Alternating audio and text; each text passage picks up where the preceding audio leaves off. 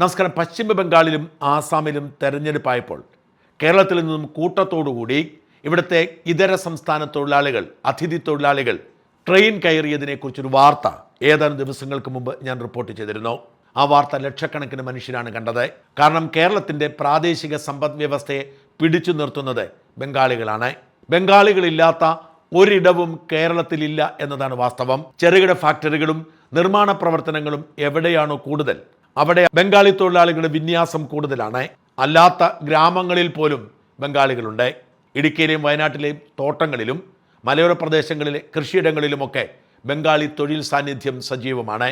കേരളത്തിലെ പീഡിക തൊഴിലാളികൾ ഭൂരിഭാഗവും ഇപ്പോൾ ബംഗാളികളാണ്. ഒട്ടുമിക്ക കടകളിലും അവർ പണിയെടുക്കുന്നു. കേരളത്തിൽ നിന്നും വലിയ തോതിൽ കുടിയേറ്റം നടക്കുന്നതുകൊണ്ട് 3 കോടി ജനങ്ങൾ പോലും കേരളത്തിൽ ഇല്ല എന്ന വാസ്തവം നിലനിൽക്കുമ്പോൾ അതിൽ 25 മുതൽ 35 ലക്ഷം വരെ ഇതര സംസ്ഥാന തൊഴിലാളികളാണ് എന്നത് തീർച്ചയായും അവരുടെ പലായനം ശ്രദ്ധേയമാക്കാൻ കാരണമായി. ബംഗാൾ തെരഞ്ഞെടുപ്പിന് ശേഷവും അവരിൽ ഭൂരിഭാഗവും തിരിച്ചു വരുന്നില്ല. അതിന് കാരണം പുതുതായി ചുമതലയേറ്റ BJP സർക്കാർ ഒരുപാട് വാഗ്ദാനങ്ങൾ നൽകുന്നു. അവയൊക്കെ നടപ്പിലാക്കാൻ തുടങ്ങിയിരിക്കുന്നു. അന്നപൂർണ പദ്ധതിയുടെ ഭാഗമായി സ്ത്രീകൾക്ക് 3000 രൂപ, വിദ്യാഭ്യാസം ചെയ്ത യുവതികൾക്ക് ഒരു പ്രത്യേക നിധി, ചികിത്സാ സൗജന്യം, തൊഴിൽ തേടുന്ന യുവജനങ്ങൾക്ക് തൊഴിൽ അന്വേഷിക്കാൻ പണം 3000 രൂപ വീതം മാസം കൊടുക്കുന്നു. അങ്ങനെ എല്ലാവർക്കും ആനുകൂല്യങ്ങൾ കിട്ടുന്ന തരത്തിൽ ഒരുപാട് പദ്ധതികൾ പ്രഖ്യാപിച്ചു. ബംഗാളിലെ തൊഴിലാളികൾ മറ്റ് സംസ്ഥാനങ്ങളിലേക്ക് പോകുന്നത്, പ്രത്യേകിച്ച് കേരളത്തിലേക്ക് പോകുന്നത് തടയാൻ പ്രത്യേക പദ്ധതി തന്നെ പ്രഖ്യാപിച്ചു. അതിൻ്റെ ഭാഗമായി അവിടെ നിന്നാലും സുഖമായി ജീവിക്കാമെന്ന സാഹചര്യമുണ്ടായതോടെ ബംഗാളി തൊഴിലാളികൾ അവിടെ തന്നെ നിൽക്കുന്നു.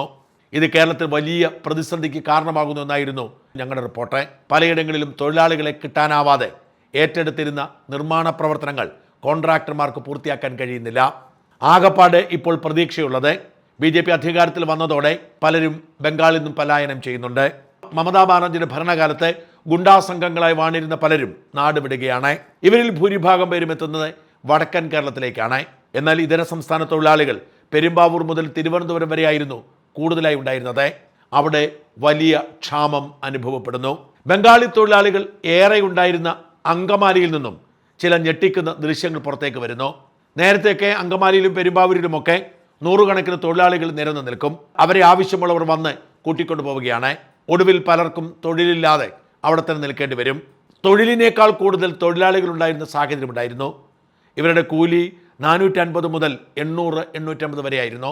ഹൈറേഞ്ചിലെ തോട്ടം തൊഴിലാളികൾക്കൊക്കെ 450-500 ആണെങ്കിൽ മറ്റു മേഖലകളിൽ 1000 വരെയൊക്കെ കിട്ടുന്ന സാഹചര്യമുണ്ടായിരുന്നു. എന്നാൽ ഡിമാൻഡ് സപ്ലൈ അവസ്ഥയിൽ മാറ്റം വന്നു. ആവശ്യത്തിന് തൊഴിലാളികളെ കിട്ടാനില്ല. കൂടി നിൽക്കുന്ന തൊഴിലാളികളെ മുഴുവൻ കൊണ്ടുപോയാലും കോൺട്രാക്ടർമാർക്ക് കിട്ടാതെ വരും. അതോടെ ഡിമാൻഡ് സപ്ലൈ തിയറി വർക്ക് ചെയ്തു. തൊഴിലാളികളുടെ ശമ്പളം കൂടാൻ തുടങ്ങി. കോൺട്രാക്ടർമാർ തന്നെ അവർക്ക് കൂടുതൽ ശമ്പളം കൊടുക്കാൻ തുടങ്ങി. ഇതോടെ ഇവർ വിലപേശലുമായി രംഗത്തെത്തി. 1500-ന് മുകളിൽ ശമ്പളമുണ്ടെങ്കിൽ മാത്രമേ പണിക്ക് വരൂ എന്ന തരത്തിലേക്ക് ഇവർ സംഘടിതമായി വിലപേശൽ ആരംഭിച്ചു. കോൺട്രാക്ടർമാർ ആകെ പ്രതിസന്ധിയിലായി. കൂലി കൂട്ടിക്കൊടുക്കാൻ തയ്യാറാണെങ്കിലും എങ്ങനെ ഇത്രയധികം കൂലി കൊടുത്ത് മുതലാവും എന്നാണ് ചിലർ ചോദിക്കുന്നത്. കഴിഞ്ഞ ആഴ്ച ഒരാളെ കൊണ്ട് കഴിഞ്ഞിട്ട് 10 മണിയാകുമ്പോൾ പറയാണ് എനിക്ക് പണി പറ്റില്ല. ഞാൻ പറഞ്ഞു നീ കയറിപ്പോക്കാം, എനിക്ക് ഇന്നത്തെ ഫുൾ പേയ്മെന്റ് എന്നാലും ഞാൻ പോകുള്ളൂ. അവനോട് കുത്തി പിടിക്കാണ്. ഇവരൊക്കെ പ്രത്യേകത എന്ന് വെച്ചിട്ടുണ്ടെങ്കിൽ ഇന്ന് വന്നവൻ നാളെ വന്നില്ല, നാളെ ഇന്ന് പണിയുന്നതിന് യാതൊരു ഉത്തരവാദിത്തം അവനില്ല. അവൻ പറയണ കൂലി ഇന്നലെ കഴിഞ്ഞ ദിവസം വന്ന് കഴിഞ്ഞാൽ 1500 ഇവര് ഹെൽപ്പർ ഞാൻ മടങ്ങി പോയി വിളിച്ചില്ല. ഇവര് പറഞ്ഞ തീരുമാനമാണ്. ഇപ്പൊ ഇതെന്ന് ഇവരെ കയ്യിൽ നിന്ന് കാര്യങ്ങൾ ആര് വന്നാലും കഴുത്തറക്കാം.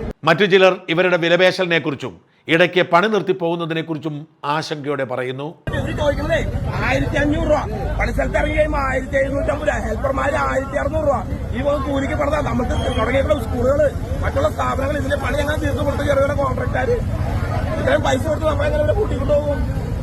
ഒരു മര്യാദ വേണ്ട ഇത് ചെയ്യണത്. നമ്മൾ താഴ്ന്നു പോകുന്നതോടും ഒരു തലേ തരാണ്. ഇങ്ങനെ ബാർഗെയിൻ ചെയ്ത ആളുകളെ കൊണ്ടുവന്ന ദൃശ്യങ്ങളും വൈറലാകുന്നുണ്ട്. ഈ സാഹചര്യത്തിനൊടുവിൽ ലേബർ ഓഫീസിൽ പോയി ചർച്ച നടത്തി മിനിമം വേജിനെ കുറിച്ച് ധാരണയുണ്ടാക്കി. മിനിമം വേജിനേക്കാൾ ഉയർന്ന ശമ്പളം, മേസ്തിരിയുടെ ശമ്പളവും മേക്കാർഡിന്റെ ശമ്പളവും ഒക്കെ ആക്കി തിരിച്ച് അവർ നോട്ടീസ് വെച്ചു. 950 രൂപ മുതൽ 1150 വരെ ഇതായിരിക്കും ശമ്പളമെന്ന് ബംഗാളിലും മലയാളത്തിലും ഇംഗ്ലീഷുമൊക്കെ എഴുതി അങ്കമാലി ടൗണിലും പെരുമ്പാവൂർ ടൗണിലും ഇപ്പോൾ ബോർഡ് വെച്ചിരിക്കുകയാണ്. പക്ഷെ പറഞ്ഞിട്ട് എന്താ കാര്യം? പണിക്ക് വരണമെങ്കിൽ ശമ്പളം കൂടുതൽ വേണമെന്ന് അവർ പിടിവാശി കാണിക്കുന്നു. കേരളം സമാനതകളില്ലാത്ത മറ്റൊരു പ്രതിസന്ധിയിലേക്ക് നീങ്ങുമെന്ന് തന്നെയാണ് ഈ റിപ്പോർട്ടുകൾ സൂചിപ്പിക്കുന്നത്. കഴിഞ്ഞ 15 വർഷമായി ബംഗാളി തൊഴിലാളികളെ ആശ്രയിച്ച് മാത്രമായിരുന്നു കേരളത്തിന്റെ പ്രാദേശിക സമ്പദ് വ്യവസ്ഥ മുമ്പോട്ട് പോയത്. തദ്ദേശീയ പണിക്കാരെ ലഭ്യമല്ല. ലഭ്യമായവർ വലിയ ശമ്പളം ചോദിക്കുന്നു. ഒരുമാതിരിപ്പെട്ടവരെല്ലാം വിദേശ രാജ്യങ്ങളിലേക്ക് എങ്ങനെയെങ്കിലും കുടിയേറി ജീവിക്കാൻ ശ്രമിക്കുന്നു. സാഹചര്യത്തിൽ കേരളത്തെ പിടിച്ചു നിർത്തിയത് ഈ തൊഴിലാളികളായിരുന്നു. നാടിന് നാനാഭാഗത്തും നിരവധി നിർമ്മാണ പ്രവർത്തനങ്ങൾ അവതാളത്തിലാകുന്നു. കെട്ടിട പണികൾ പൂർത്തിയാകാതെ വരുന്നു.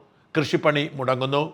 തേയിലത്തോട്ടങ്ങളിൽ അടക്കം പ്രതിസന്ധി രൂക്ഷമാകുന്നു. തമിഴ്നാട്ടിൽ നിന്നും ആന്ധ്രാപ്രദേശിൽ നിന്നുമൊക്കെ എത്തിയ തൊഴിലാളികളായിരുന്നു നേരത്തെ കേരളത്തിന്റെ പ്രാദേശിക സമ്പദ് വ്യവസ്ഥയെ പിടിച്ചു നിർത്തിയത്. ആ സംസ്ഥാനങ്ങൾ സമ്പൽ സമൃദ്ധമായപ്പോൾ അവരാരും ഇങ്ങോട്ട് വരാതായി. അവരുടെ ഒഴിവാണ് ബംഗാളികളും ആസാമികളും നിർത്തിയത്. എന്നാൽ ബംഗാളും ആസാമും BJP ഭരണം സാധ്യമായതോടെ അവർ ആ നാട് ശരിയാക്കി തുടങ്ങുകയും അവിടെയുള്ളവർ പിൻവലിയുകയും ചെയ്തതോടെ അന്നും ഇന്നും മരുഭൂമിയായി കിടക്കുന്ന കേരളം വലിയ പ്രതിസന്ധിയിലേക്ക് നീങ്ങുന്നു. കൂലി കുറഞ്ഞ തൊഴിലാളികളെ കിട്ടാതെ കേരളം ഇനി വെള്ളം കുടിക്കുമെന്ന് തീർച്ച.